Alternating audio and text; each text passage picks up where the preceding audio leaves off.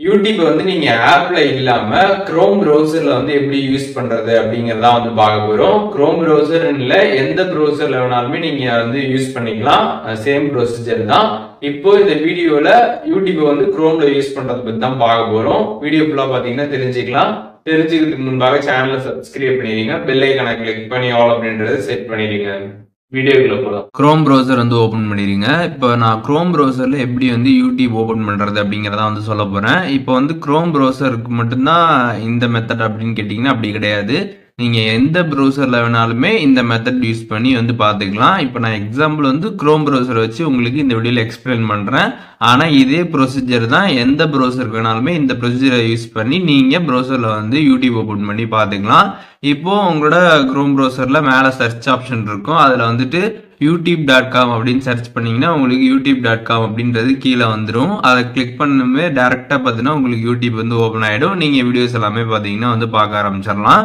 நீங்க குரோம்ல வந்துட்டு என்ன ஜிமெயில் அக்கௌண்ட் கொடுத்து லாகின் பண்ணியிருந்தீங்களோ அந்த ஜிமெயிலே பார்த்தீங்கன்னா உங்களோட யூடியூப்லயும் பார்த்தீங்கன்னா சைன் அப் ஆயிடும். நீங்க அதே ஜிமெயிலை யூஸ் பண்ணி உங்களோட யூடியூபும் பார்த்தீங்கன்னா நீங்க வந்து பார்த்துக்க முடியும்.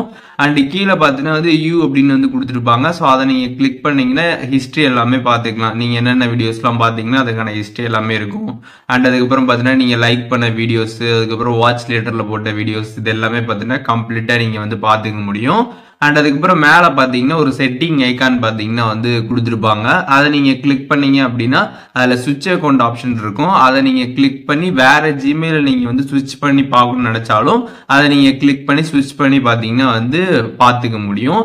இப்போ நார்மலாக பார்த்தீங்கன்னா வந்து குரோமில் வந்துட்டு நீங்கள் என்ன ஜிமெயில் கொடுத்துருக்கீங்களோ அதே ஜிமெயிலில் தான் உங்களுக்கு யூடியூப் வந்து வரும். நீங்கள் வேற ஜிமெயிலில் சைன் அப் பண்ணி பார்க்கணும்னு நினச்சிங்கன்னா அந்த சுவிட்ச் அக்கௌண்ட் கிளிக் பண்ணி வேற ஜிமெயிலில் கிளிக் பண்ணி நீங்கள் சைன் அப் பண்ணி பார்த்தீங்கன்னா வீடியோஸ் வந்து பார்த்துக்க முடியும். இப்போ நம்ம யூடியூப் வந்து ஆப்ல பார்க்கறதுக்கும் இந்த மாதிரி ப்ரௌசர்ல பார்க்கறதுக்கு என்ன டிஃபரன்ஸ் இருக்கும் அப்படின்னு பார்த்தீங்கன்னா ஆப்ல பார்த்தீங்கன்னா வந்து ஒரு சில ஆப்ஷன்ஸ்லாம் எக்ஸ்ட்ரா வந்து இருக்கும். ஆனால் இந்த மாதிரி ப்ரௌசர்ல வந்து பார்க்குறப்போ ஒரு சில ஆப்ஷன் பார்த்தீங்கன்னா நமக்கு வந்து இருக்காது. மற்றபடி பார்த்தீங்கன்னா வந்து நம்ம நார்மலாக வீடியோஸ் பார்க்கறதுக்கு கரெக்டாக வந்து யூஸ் பண்ணிக்கலாம். ஒரு சில ஆப்ஷன்ஸ் பார்த்தீங்கன்னா நமக்கு ப்ரௌசரில் வந்து இருக்காது. அதையும் தெரிஞ்சுக்கோங்க.